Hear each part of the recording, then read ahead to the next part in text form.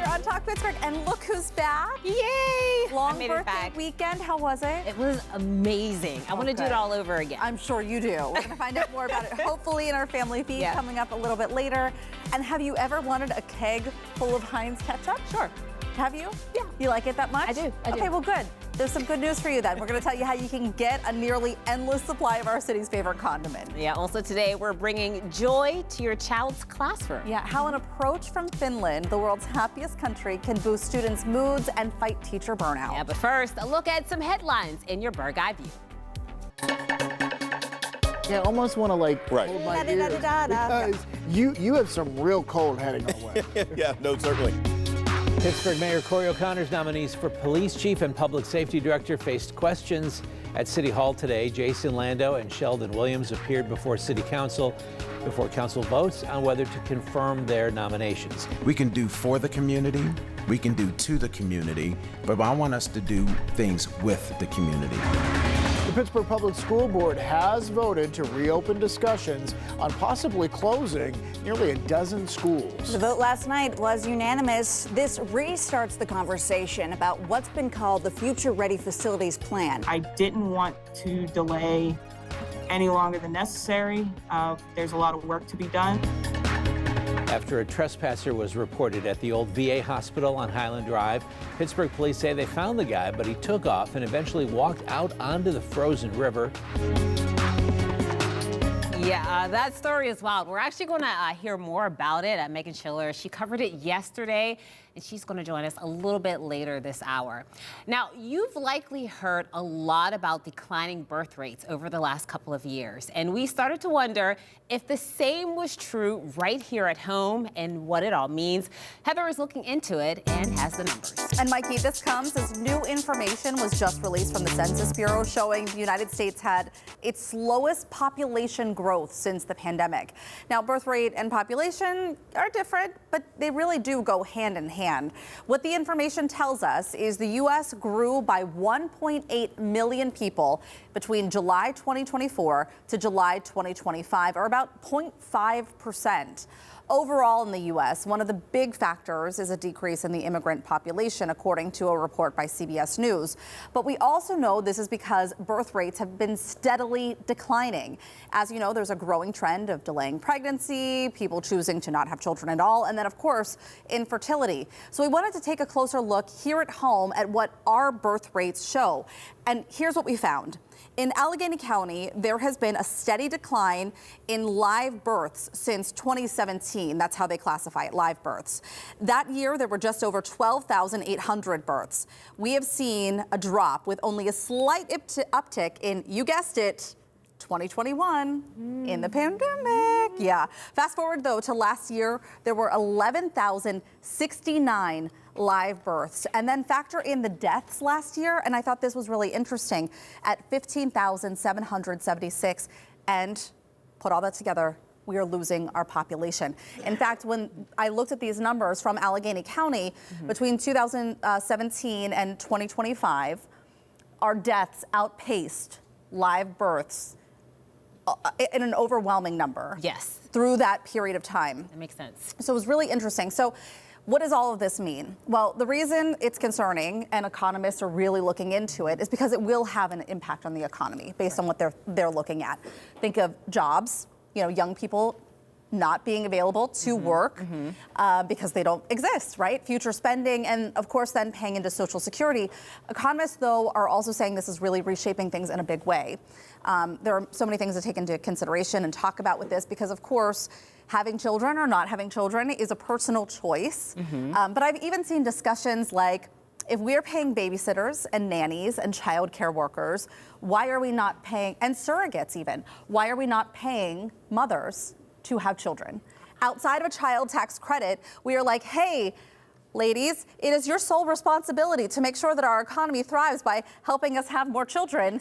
And yet we will give you nothing for it. For the 18 years that they will be under your house possibly longer, and then also just the responsibility of having children and having adult children at that. I think that needs to be at least a six-figure salary for sure. We do know domestic labor has long been underappreciated, and so and factor in then, what it does to your body to have children. Yeah, you don't know about it until you really step into it. And it makes me think about why women are a lot of times delaying having children, having them later in life, and maybe not deciding not to have children at all.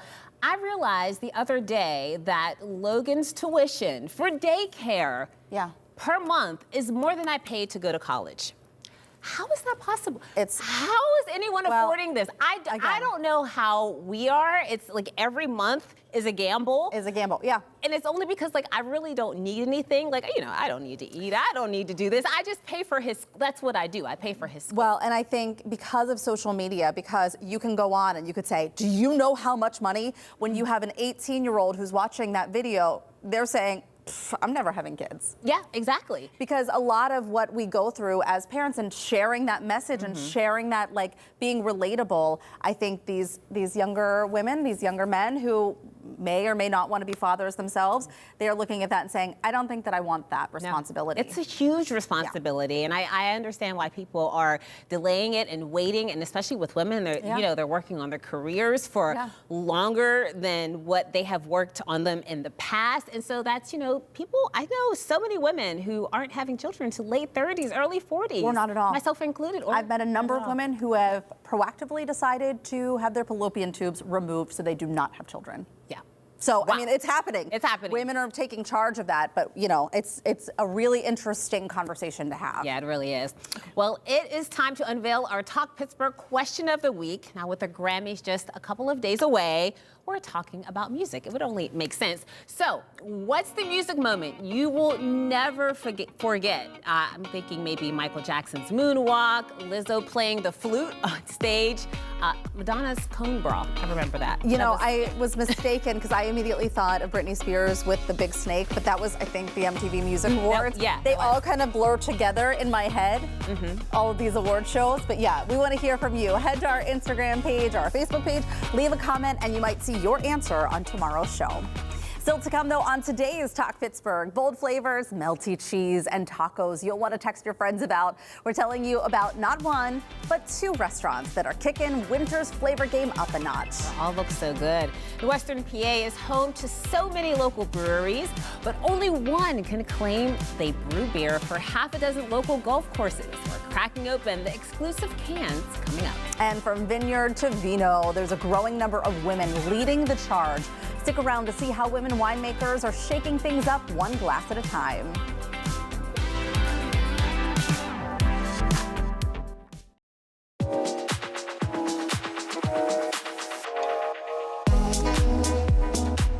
Today we are raising a glass to the game changers of the wine world. Some of the most exciting bottles right now are coming from incredible female makers, and we're opening up one. Adam Kniezer joins us with a must-try created by one of these talented pros, and he has the scoop on an event honoring women making wine, which is fascinating. You're just back from a good, warm It's true. It's true. I was basking in the Bahamian sun, but I have returned to these frigid environs because we do have things to celebrate, and women in wine is one of them. And to your point, I do have an event coming up with Sprezzatura at their Millvale Market.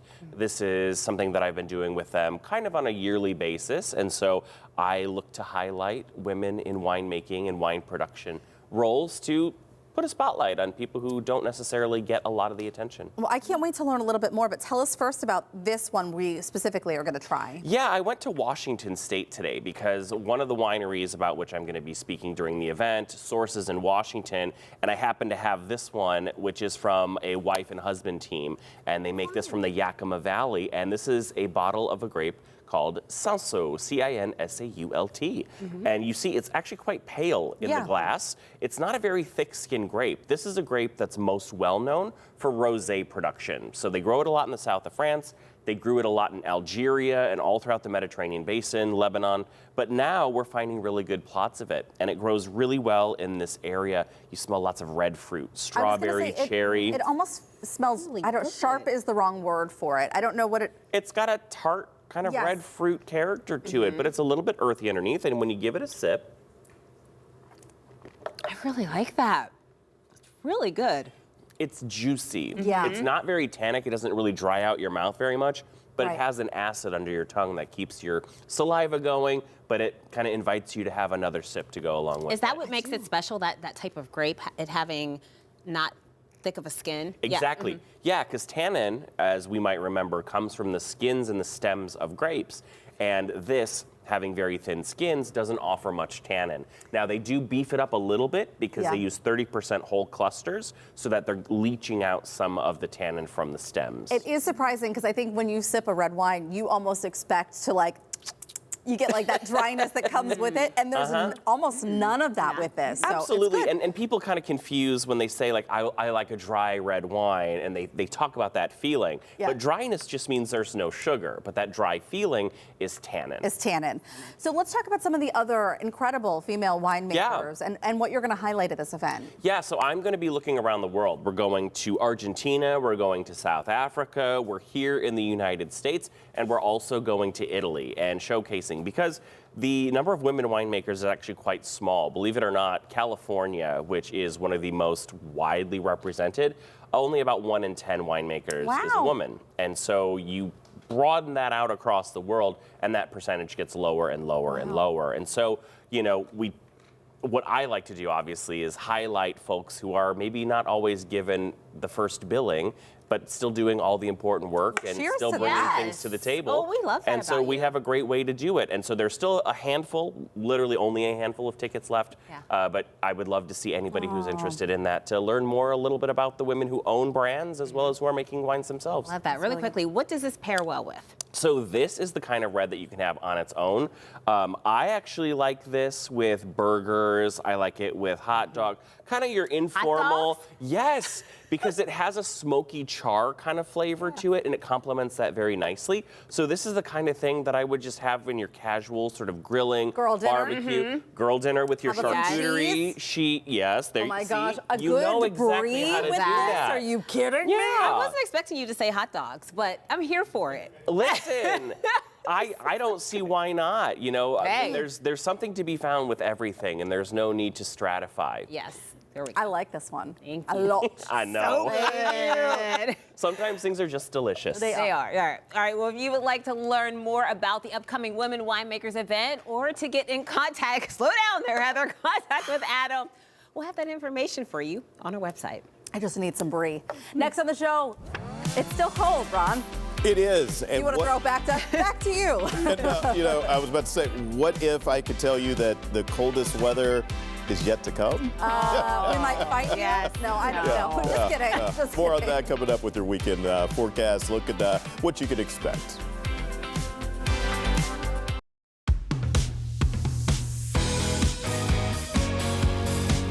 All right. I think it's cold outside. We all know. Yes, very, Mikey. very cold. So I'm thinking, what is the question? Not is it going to warm up anytime soon, but really I think the better question is, how cold is it going to get? Well, yeah, and we're actually going the wrong way. We've actually only seen one day this week in the Pittsburgh area, at least, temperatures dipping below zero. That was on Wednesday, where we did see those temperatures at -1 or 1 below. We have more on the way, though. In fact, our coldest air of the year and of the season so far is expected to happen both overnight tonight. I have us down to 4 below on Friday morning. Clear skies, light winds. That means our wind chills won't be as low, but we are expecting very cold temperatures. And then also on Saturday, Mikey, we're looking at those temperatures at around 6 below for the temperature that we're looking at. Woo, that's going to be cold. Be prepared for that. At least wind speeds will be down, so our wind chill's probably still at around 10 degrees below each one of those mornings. Oh, that sounds so cold, Ron. Yeah, it certainly not does. good news. All right, well, some good news for people who travel to Louisville. New nonstop flights to Louisville, Kentucky start in May. It's on Breeze Airways.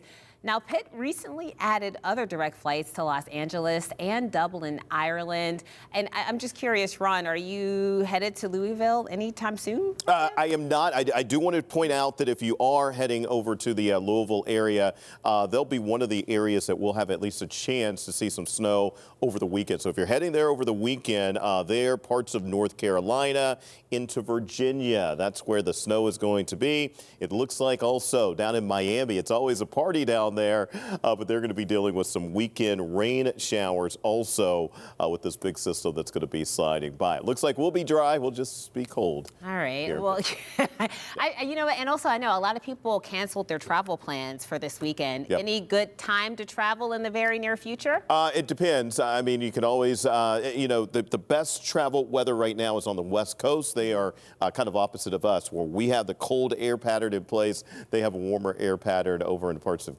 California, Arizona, New Mexico. The Phoenix area would be good to travel in over the next week and a half to 2 weeks. Down also most of the time, if you're Orlando or south, temperature's not as warm as you would probably like, but probably not too bad as well. Yeah, not too bad. All right. Thanks, Ron. Yep. Well, these temperatures may have you craving something warm and satisfying to the soul. Heather's got some local options just for you. Oh, that's right, Mikey. If the cold weather has you dreaming about big flavor and next level comfort, you're going to love this. Bakersfield is turning up the heat while the Eagle is leaning all the way into some feel-good food. Here to tell us what's new at both of these places, we have Max Zingle and Brian Briggenbaugh from Thunderdome Restaurant Group. Thank you for coming in and bringing, seriously, so much comfort food. Yeah, thanks for having us, for sure. Yeah. So what are we making first here, Max? So we're gonna make the burnt end mac and cheese bowl. Okay. Sign me up. Yeah, absolutely. And it's kind of a combination of our burnt ends we see over there and our mac and cheese. And this one came from the customers. They really started putting it together themselves, and we decided to keep it going there. So. And we have the burnt ends in here. Yes, ma'am. What are burnt ends for people who may not know? So burnt ends are, depending on where you're from, ours are coming from pork. So we use a pork butt and we braise it for about 2 hours. We use a sweet and smoky seasoning. And then we do a little fry towards the end of it before we serve it out on the plate there. That's wonderful. Let's put it all together. I can't wait to give this a try. In fact, if you have been watching at all, David Highfield has said all week long he has had mac and cheese. I feel like it is the ultimate comfort food when we're cold or just need something to warm us up. For sure, absolutely. Yeah. So this is one thing to order. This is a new dish we just put on our menu. We had a couple of options that we added. As Max mentioned, this was guest inspired. They started adding burnt ends to our mac and cheese side, and it really took off. So we just kind of evolved it into this dish. So Max is going to take us through how we make it. Okay, great. Yeah, sounds good. We use cavatappi noodles there, and we use a 5-cheese blend. We use yellow cheddar, white cheddar, blue cheese, and a smoked Gouda, as well as American cheese. A little bit in there. Yeah, absolutely. Yeah, okay, so we got our cheese sauce in the pot right here. So I'm just going to scoop some of this over our noodles right now. Give that a good toss. Absolutely. So we'll just mix those in together a little bit. Okay. And that's going to be the base here. So I like that there are levels to this mac and cheese. This is the base, and then we're going to add to it. Absolutely. I can't wait. And this is just one of the many things that's on the menu. Tell us what else you guys have going on at the Eagle and at Bakersfield. Yeah, so, I mean, the Eagle, we're known for fried chicken. It's Southern comfort food, but our fried chicken is, we have our own special process where we brine it in-house. It's double dredged by hand, cooked in a pressure cooker. It's always the star of the menu whenever people come in. Mac and cheese and this burnt-in mac and cheese bowl have been very, very popular as well. You know, over at Bakersfield, we just rolled out a few new items down there, too. So we have a guajillo braised chicken that we're doing as both a taco, or pollo rojo taco. And we're also doing it as an empanada, stuffed with cheese and seasoned. That's been a very popular item. For those people who are familiar with Bakersfield, we just added crunchy tacos, which has been a huge hit. Yeah. It's got like a beef picadillo mixture and then topped with traditional crunchy taco toppings like lettuce, tomato, cheese, crema. And then we added a new vegetarian taco, our Angos taco, which is a portobello mushroom based. It's delicious, a great option for those as well. All right, so Max, you have tossed the burnt ends into, it smells like barbecue sauce. I'm assuming that is correct. Yeah, that is our Texas barbecue sauce. And we threw a little bit of our house-made lemon thyme ranch on top there as well. Gosh. And just some fried onions as well on top of that. And we're going to finish off some chives, and that's the deal. Okay, that's it. I'm going to grab a fork so I can give this a try. This is really good. And for people who aren't familiar, tell us about where both locations are. Sure, The right Eagle's off, right downtown. Yeah, we're both downtown. We're off Penn Avenue, both stores. Bakersfield's on one side of the street, of course, the convention center, and wonderful. the Eagle's right next to the Benham Center. So we're great. right next to the shows. Okay, can I take this? Of course, absolutely. I don't know that this is one serving. I feel like this might be multiple servings. But That is one serving right there. I'm going to dig into this. Yeah, if you come to the restaurant, that's what you get. That's what you Sure. get. And Brian, can you oh, I grabbed a serving fork. That's fun. Okay, let me get one more. Brian, can you tell us a little bit about your catering options too? Because you brought some of these boxes. I'm so curious. Yeah, so both of our restaurants full serve catering for the whole menu. It's really a great option for 10 up to 100 people. Both restaurants also have great locations inside for parties and events. If you'd like us to host for you at our place, Max's restaurant has a private mezzanine upstairs that holds 30 to 40 people. And the basement at Bakersfield is a great spot for a party. Up to 100 people we can hold groups down there as well. So this is like final meal stuff. This is so good. It is. It's amazing. This is it. You got to try this. Thank you for coming in. What a wonderful display, too. To learn more about the new offerings at the Eagle and Bakersfield, we're going to have more information on our website, kdka.com/talkpittsburgh. Mikey, I got to send this back to you because I need another bite. Oh, or 3. bring or actually me the whole some. bowl. Looks so good. All right, still to come on Talk Pittsburgh, we're catching up after my birthday vacation in our family feed. Plus, teacher burnout isn't a personal failure, it's a system issue. And one local program is tackling it with help from Finnish classroom philosophy. Ahead, how See the Good is helping Pittsburgh teachers cut stress and bring more joy into the school day.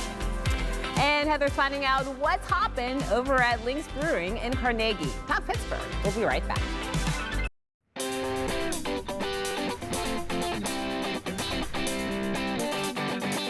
Craft beer and independent breweries have created a new landscape across Western PA, and we were able to get a tour of the newest location for Lynx Brewing Company, a place where the sips are swinging. We are here at the bar and tap room at Lynx Brewing in Carnegie. This intimate space was once just for private gatherings, but now it's open to the public, and I gotta show you this. Right over there is where the magic happens. That's where the beer is brewed, not just for this tap room, but for some of the golf courses across our area. Jeff Becker is the founder of Lynx Brewing, and we are so happy to be here. This is impressive. I love the space. Well, welcome. Thanks for coming and visiting us. Yeah, it's a brand new brewery that we built out in 2024. This is the third size brewing system that we've produced beer on. All new tanks, all new equipment, all new infrastructure. Western Pennsylvania is no stranger to craft beer. Yes. We know that there are so many small, independent, local breweries, but what you guys are doing is so uniquely tied to another fan favorite, and that's golf. Yeah. And so you guys are brewing for Oakmont. You have an exclusive beer for Oakmont. Yeah, so we're on tap at 17 different golf courses in the area. Can you name drop? Yes, I'd be happy to. We started with Oakmont Country Club, which as a golf branded brewery was pretty cool to do their beer for 1903. Fox Chapel Golf Club, Allegheny Country Club, St. Clair Country Club, Chartiers, Valley Brook, and Laurel Valley. It's amazing. Yeah. All right, so what's in some of these vats? What do you have working? So one that we're gonna try right now, it's called Laid Back. It's a beer that we brewed for Johnny O, the clothing manufacturer. That's incredible. So it's a brand that's known really well on the West and the East Coast. We're taking it down to the PGA show next week, and they're gonna introduce it. I can't wait to give this a try. It's really incredible what you guys are doing to, like you said, expand your brand and really lean into this golf angle of everything. So Jeff, this is your cold storage. Yes, this is impressive. This is the best room in the brewery. When we give tours of the brewery, we always say, let us show you the best place we have, and obviously all of our finished and final product. I was mentioning earlier about the different golf course beers we do. Yeah. So, here's Oakmont's 1903. So brewed exclusively for Oakmont, only available at Oakmont. It's amazing. And it's a recipe that's unique to that club, meaning we don't take one of our recipes and just put a label on it. It's specifically designed for them. Well, this one is delicious. I can't wait to go see Kylie at the bar. We're going to try some more. Love it. Let's go do it. Cheers. We ponied up to the bar. We are here with Kylie Shevchik, and she's one of the founders here at Lynx, and I cannot wait to try what you have here. We're going to start with this hazy. Tell us about this. So this is a 6.4% New England style IPA. You're going to taste a lot of citrus, tropical fruit, but with a nice smooth finish. And the key to a lot of these beers is that you're out on the golf course. We want to make sure that this is something that you can drink a couple of and be okay. Your game's still going to be good. We always say we don't want people falling out of the golf cart. So we design them specifically so that you can make it through 18 holes of golf. There you are. Cheers to hazy. Cheers to hazy. Okay. That's really nice. Next up, you have the tradition. Yeah. And this actually has a really nice tie-in. It does, it does. This is our Kolsch style ale. We brew it for the Tri-State PGA, which actually we share the building with, and all of our proceeds benefit one of their charities at PGA Hope. So in this one, you're gonna get a real light, crisp finish. You'll taste a little stone fruit, and it's just a real light, easy drinker. Easy to drink. Look at the color on that. Ooh, what a treat. Last up in our sampling, Kylie, you are gonna share with us the beer that you helped design. I did. This was my very first beer. It is called Lynx Balance. It was named after the fact that I constantly struggle with the mom work-life balance. So when I got the opportunity to do something, I decided to do that. Okay. So this is a cherry wheat ale. It is not very heavy. You're gonna taste the Montgomery cherries in it. It's a really pretty beer. It reminds me of a rosé. Thank you, and may I say, you're killing it. You found the balance here. There we go. Ooh, that's fun. Really great stuff. Thank you for inviting us in to such a great time. Cheers to more success. Cheers. Thank you so much for coming and visiting. We did a lot of cheersing, but it's so good. And Kylie really nailed it with her balance. It's great. The tap room in Carnegie is open to the public Thursday evening starting at 4 p.m. And of course, by appointment for private bookings on the weekends. We're going to link you up to them. Just go to our website, kdka.com/talkpittsburgh. Next on the show, Mikey's got some good news to share today. Yes, we're kicking off the second half of the show with the stories that are making us smile this afternoon, including a countdown to Kennywood's opening day. Yeah, it seems a little early for that. We're talking about it when Talk Pittsburgh returns.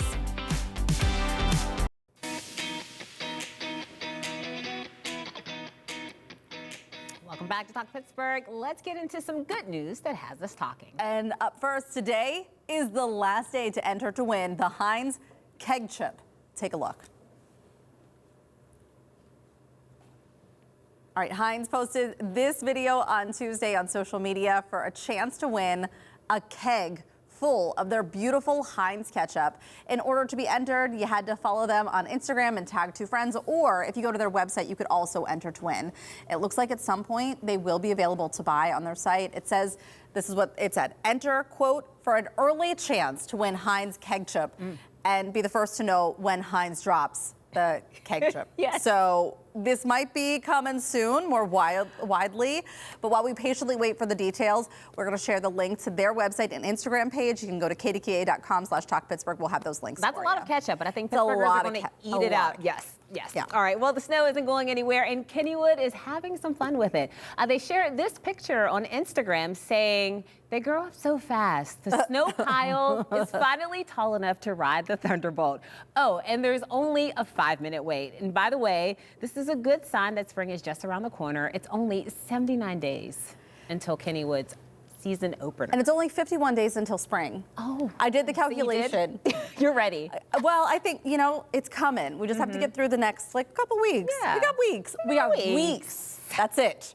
And we love stories of Good Samaritans. A construction company in Uniontown turned a snow day into a day of service, clearing driveways free of charge.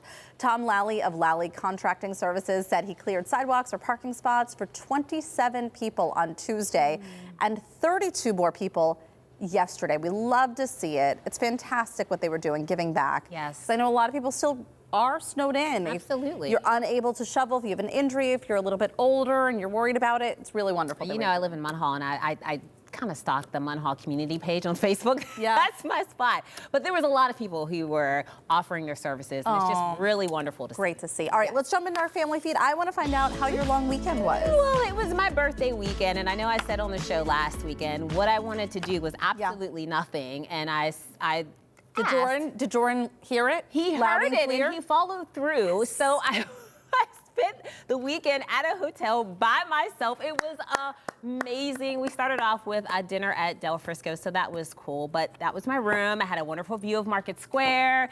And I went to the spa, got a massage. I did a little workout. It was wonderful. I sat in the sauna. Look at that. Look at love that it for sauna. Was you. fun. And then I had the bright idea to walk to the terminal from the Fairmont. It was 8 degrees outside. I probably should have thought twice about that, but I made it. I made it there and back. And then my brother, get this, like rare sighting of my brother. I don't know. I see him maybe like 4 times a year. He dropped off dinner from the Storming Crab at the hotel. So much fun. My brother is like my twin. Just he's 6'4". Yeah, he's just tall. Yeah, he's much taller. And with a beard. Yes, with a beard. And then I ended my night with Twizzlers. It was so good. And then Jordan's birthday is 4 days after mine. So we went to go see Wicked last night. Wonderful. That was fun. And this is a picture of the big snowstorm. And I thought it was so cute because Logan, no matter, like, he saw his dad outside shoveling the snow and he wanted to go help. He jumped right in. He's such a little boy. Oh. He had to go outside and help him shovel the snow. I love to see. And did he like the snow? Because this is like probably his first big snowfall he's seen. It really was, and he loved it. Yeah, so cute. So cute. How about you? Well, I don't have as much exciting stuff to share. We talked earlier in the Weekend PTL about, the weekend snowfall and getting through all of that. But what I can share is last night I was supposed to go to this bookstore opening, Passionate Pages. We're actually going to preview this coming up in a couple of weeks, so I am still going to go out and do a story on them. But they had their big opening last night, and I couldn't make it. But I had the night off. Family responsibilities. Yes. So I called my girlfriend and I said, since we can't go to the bookstore, what if we go get pedicures? So we were in the car, we got our pedicures done, and we decided to go get milkshakes. You got pedicures and milkshakes? We stopped at the milkshake factory. It was kind of one of those like, should we stop at Sheetz and get some fries?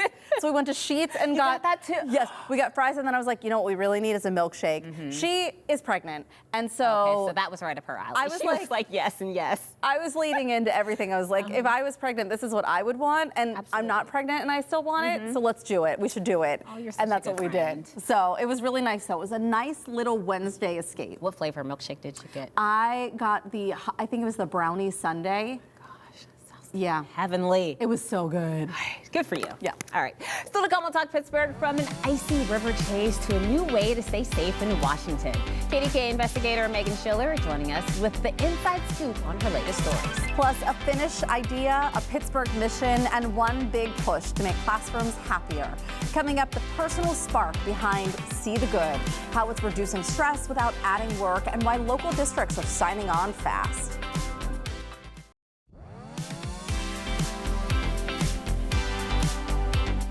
More responsibilities, dwindling resources, and higher costs. A lot of us can relate to the stress work can cause. But teachers, who are some of the most important people in our kids' and our grandkids' lives, are really feeling it. Sure. A lot of teachers here in Pennsylvania are leaving their jobs. About 7%. That's almost 9,000 teachers in the state left last year. That's according to reporting by the Post-Gazette. There are a lot of factors at play, and a big one we hear time and time again is burnout. But there is hope. Some local districts are trying something new. It's rooted in a Finnish approach to making classrooms happier places. It's called See the Good, and it focuses on simple strategies that lighten the load for teachers and boost student well-being. Today, we are diving into the program and why educators here in Pittsburgh are already seeing a difference. Joining us is Dr. Kasai Vuren, the CEO and founder of See the Good. So happy to have you here. Thanks for having me. I'm delighted to be here. And I think first we just need to start with what inspired you to start this whole program and See the Good. Yeah, so basically I was working as a special needs teacher. I was working mainly with boys, and they did struggle big time at school. The school kept asking what is wrong with you, never what is right with you. At the same time, even though I was working in my dream job, I was burning out. I was losing motivation. I didn't know how to help my students to become the students they could be. So I was working from burnout to breakthrough, and this idea of seeing the good, focusing on what works, gave birth to this solution called See the Good, from Finland with love to Pittsburgh. I love that. And before we get to the good, what was causing that burnout? What were you experiencing on a daily basis that was just and anxiety and stress and all of that. Yeah. There was a lot of workload, and also my students, they were struggling. I didn't know how to help them. There was no programs, no tools, no research on how to support my student well-being, nor did I know my personal strengths. I was working from weaknesses, and the school culture was very tight. The norms were so tight, and nobody understood that I needed help. I was left alone mentally and physically. I needed support, but nobody gave me that support that I really needed to become a person who would flourish at work, to find the meaning, the why I'm working as a teacher. Right. And I know you're right. There's so many teachers who get into it because it's a passion of theirs and they want to be involved in helping to see the next generation grow, but they are lacking support. I know for some teachers that I'm friends with, they find that the classroom sizes are too big. They may have a couple of students who need additional support. Maybe they're acting out and there aren't discipline measures in place. And so it can be really hard in the middle of the day to keep 30 students on track at the same time. Exactly. So you brought some stuff with you. Tell us about how you are helping teachers implement this strategy. First and foremost, I was watching you. I was witnessing so many strengths that you applied in your work. You were using enthusiasm. The way you were using it, I felt at ease and safe with you. Also, I saw a lot of kindness taking place in your work. So you were able to utilize your personal strengths at your work. We know from research that this gives us motivation. We feel good about ourselves and we are able to do our very best at work when we know our strengths and are able to use those for the good of others. So teachers, this is important. They don't need more workload. Teachers don't need one more program to implement. We need to protect teacher well-being. First and foremost, to help them to understand who they are at their best, their strengths, and how to work collaboratively together so that they are able to utilize their strengths for the good of the whole school culture. And Finland is well known that we believe that well-being comes first. After that, learning follows. Well-being and learning goes hand in hand. So See the Good is all about protecting teacher well-being, helping them to really realize their true potential and to really have a program that is not add-on. It's very simple to use and utilize in any classroom, and teachers can focus on their students so that the program is supporting them as co-teaching. Yeah, there's something about the visual right there that automatically made me tune in. So I love that. Is there anything specifically for the students? Yes. Because this is not just only about the teachers, right? No, it's not only about the teachers, but we have to start with teachers because when teachers feel that they are valued, they are seen, they can do their best work, we know happiness follows because happy teachers teach best and happy kids learn best.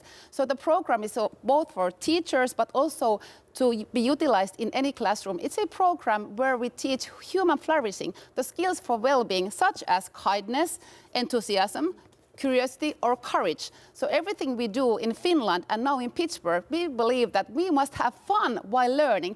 Joy, joy, joy. Joy is everything. When you feel good about yourself as a student, you feel capable of doing things and you feel that you are belonging to your classrooms. You learn best and you are motivated and you want to come to the school. So it's all about having a program that is easy to use, plug and play, and it's not add-on, it's supporting teacher well-being. Yes. Really good. Love Powerful that. stuff. Thank you so much. What a pleasure to meet you. Thank you for having me. Thank you. All right, learn more about See the Good on our website, kdka.com/talkpittsburgh. And still to come on the show, KDKA reporter and anchor Barry Pentar is standing by in the newsroom with the stories you don't want to miss tonight on the KDKA Evening News.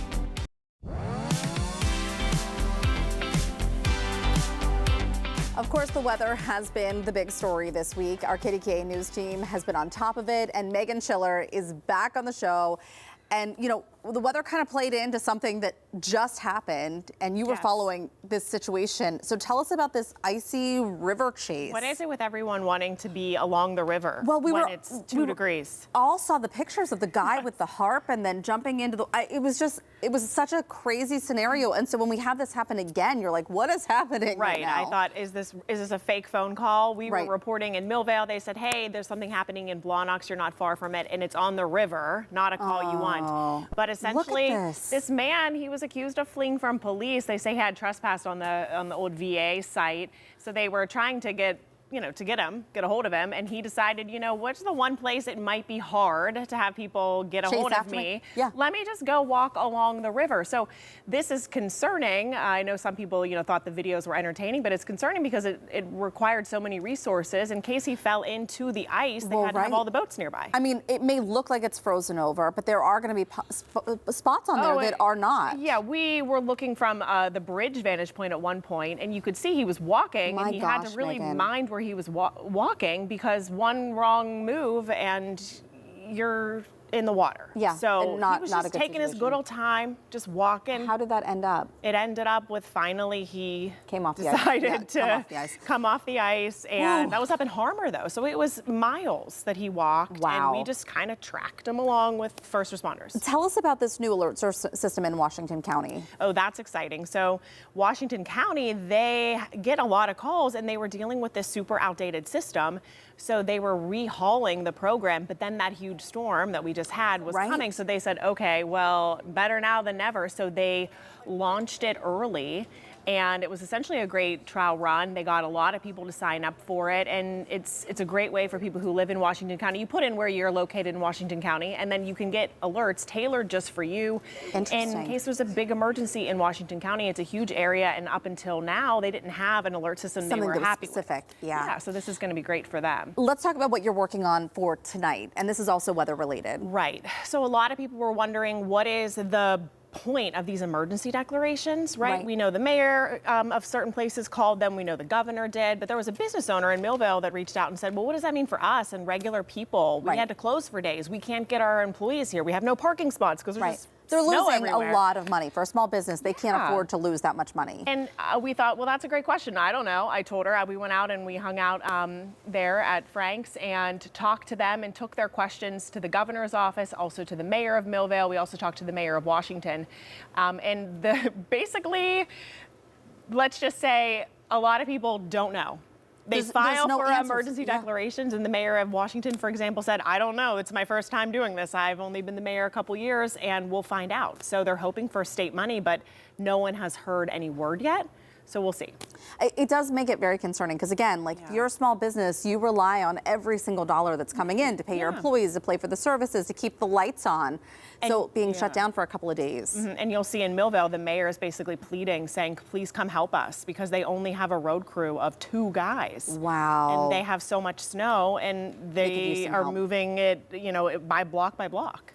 Interesting So stuff. they're asking for help. All right. Okay, we're looking forward to that story. Thank you so much, Megan. Of course. All right, we're going to send things over to Mikey. And I know a big question is going to be what's happening in the news tonight outside of Megan's report. All right, well, we are always working to keep you informed on what's happening in our communities. So Barry Pentar is in our newsroom with some of the stories our news team is working on. Barry? Yeah, good afternoon, Mikey. Here are a few of those stories we have been working on. First, let me just say, buckle up, because we have some very unique stories making news today. So let's start here. A garbage worker sees a deer frozen in a creek. He calls someone named Jim, maybe his boss, and says, I'm going in to free the deer. Jim says, no, I don't want to lose you. I'm coming over and I'm going in. I'll get the deer. Yes, it all totally went down. Jim climbed down a steep bank and went in. We'll tell you what the final result of that Deer Creek rescue was.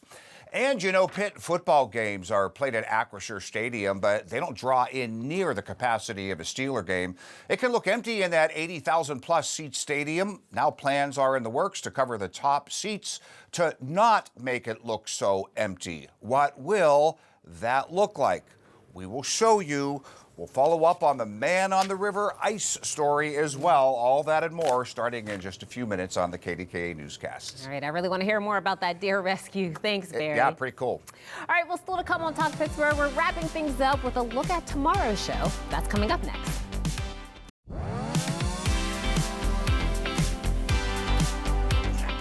All right, so far this week, we have seen the coldest day 2 mornings ago. We fell all the way down to 1 below. I say that because over the next 2 days, extremely cold temperatures are going to be here. The kids going to school tomorrow morning.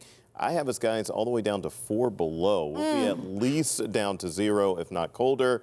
And we're looking at wind chills 10 to 15, 10 below to 15 below for the day. It is going to be cold. The big question at this point, and I think that schools will still just do the 2-hour delay. Yeah. But there could be some virtual learning out there because of the temperatures that we're going to see tomorrow. You know, I am tired. I'm sick and tired. Sick and tired. I'm ready for spring. That's why we're counting down to Kennywood's opening, counting down to spring. How many sleeps? How many sleeps? Yeah, we have gotta calculate that. 8 more sleeps. I don't know. We're almost there.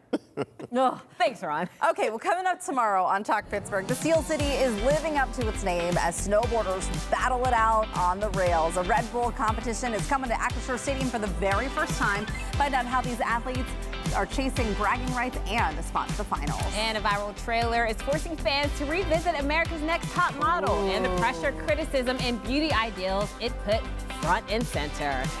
KDKA TV News at 4 starts now.